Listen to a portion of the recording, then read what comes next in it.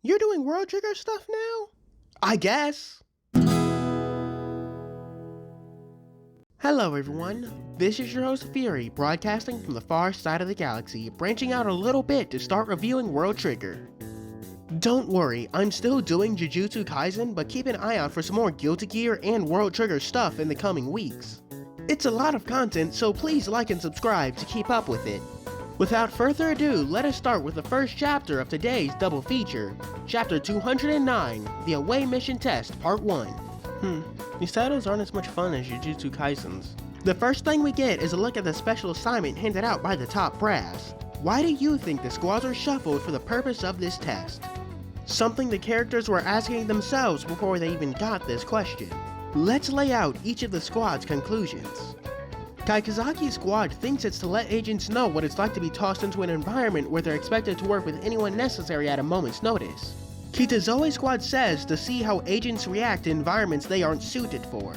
Both of these responses are accurate but also surface level. They can be summed up as agents' performance under pressure, which is something the test is obviously looking for. Wakamura's squad gets a bit more interesting with their answer. They note that the test also serves to give Border an understanding of who can lead when the usual captains aren't there. Hughes also makes note of the fact that wanting to go and being sent to go on the away mission isn't the same, although I'm not sure if they would send someone who doesn't want to go on the away mission, it'd probably just hold them back. Karuma's squad offers an interesting idea, because it's fresh and fun. Or, better put, to give agents a chance to see who they really click with outside of their usual teams. During the away mission, I imagine self-segregating into non-specific teams will be important for the more spontaneous task. Knowing who you work well with will be crucial to forming effective teams on the fly. Murakami's squad takes the opposite stance, to expose who you don't work well with and how you deal with them. Ninomiya's squad also takes this stance, but elaborates on it by making note of the people who'd have major problems on impromptu teams. Mikumo, Wakamura, Mirai, Korai, I have no idea how to say these names, and Okadera, followed by Kagura.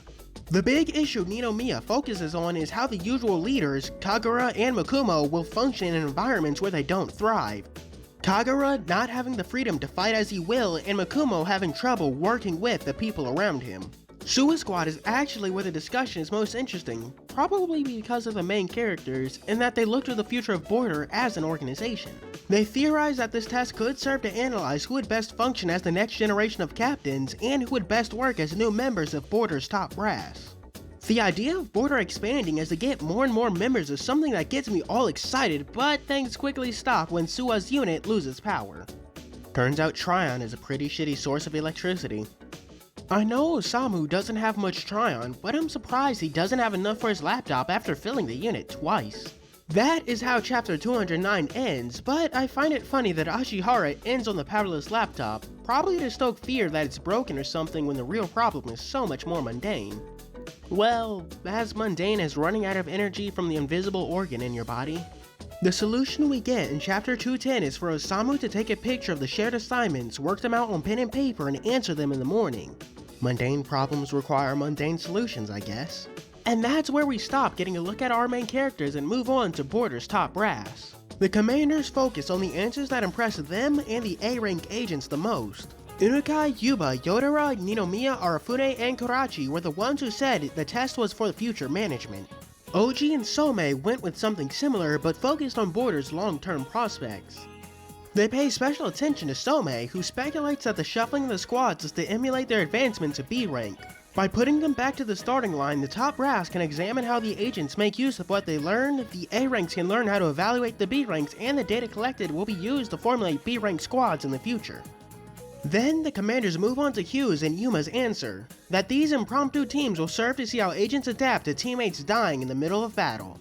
Honestly, I fucking love this answer because it is exactly what two people already familiar with genuine warfare would state. Hughes and Yuma almost certainly had to deal with this exact scenario, and Hughes, someone who's already been on an away mission for Crafter, probably knows exactly what one demands. Something a lot of the A-rankers give them points for, except for Konami. That could be why neither of them were made leaders. Both of them can be blunt and jaded when it comes to answering questions, which could damper team morale. Experienced A ranks could probably accept that, but fresh B ranks would probably only feel the anxiety of failure. And with their analysis out of the way, the commanders tabulate the results with Mizukami's squad in first and Sua's squad in dead last. All in all, these are a pretty good set of chapters. They answered a lot of questions presented in the earlier ones about why they formed the squads the way they did. And for the future of World Trigger, notice that Somei's, Neomiya, and Sua's squad's answers all had one thing in common: Borders expansion. It sets up a lot of stuff that could take place after the away mission: border expanding, new agents entering B class, and new agents being forced into A class. I could see an arc where Yuma is forced to leave the team because he got promoted, forcing the good guys to look for a new person to fill the spot from all the new additions. Or it could focus on Chika, Mikumo, and Hughes rushing it themselves into A rank alongside him. Alongside Borders expanding their members, it would come with new triggers being developed which would add some new freshness to the combat. Alas, this is mostly speculation on my part. Regardless of whether or not my speculation is true, I'll be sure to be here and review it for you. Please like and subscribe, especially if you're into Guilty Gear, Jujutsu Kaisen, or just to keep up with any new World Trigger videos I put out. I do have a script for the Jin video already written, so you should subscribe for that at least. And now that the shilling is out of the way, this is your host Fury, ending transmission.